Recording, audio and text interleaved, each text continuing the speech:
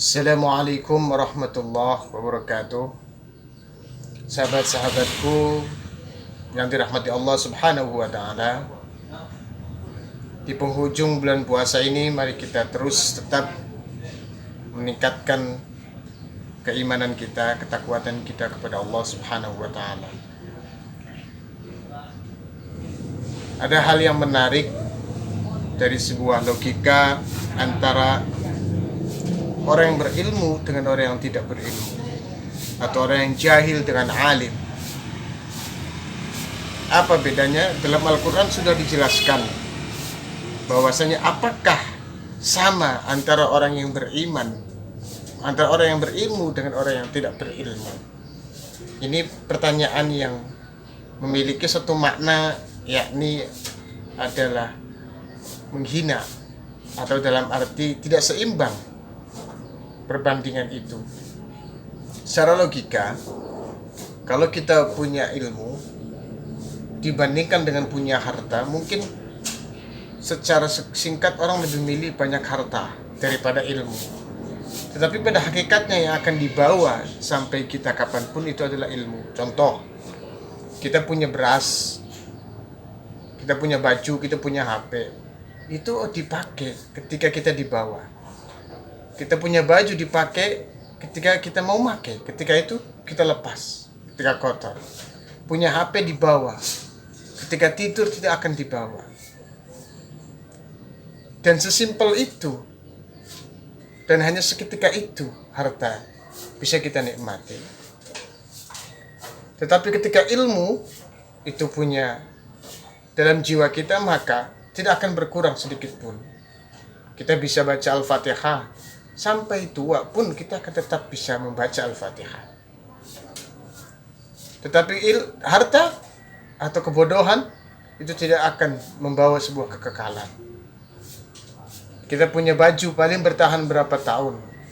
Kita punya mobil, punya rumah, punya motor, punya HP, itu akan bertahan hanya beberapa tahun. Tetapi punya ilmu, sampai kapanpun, dibagi pun tidak akan berkurang. Dan itu akan melekat dalam hati. Ini analogi yang pertama. Jadi kalau baju, peci, sarung, perhiasan dan sebagainya, itu akan kita lepas suatu saat. Tapi ilmu itu akan terus melekat di dalam hati. Itulah muqabalatul ilmi wal jahil. Bedanya ilmu dengan kebodohan atau harta. Bukan berarti harta itu bodoh, bukan.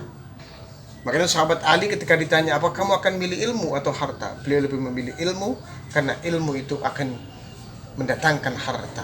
Tapi harta belum tentu akan mendatangkan ilmu jika harta itu tidak dimanfaatkan dengan baik untuk mencari ilmu.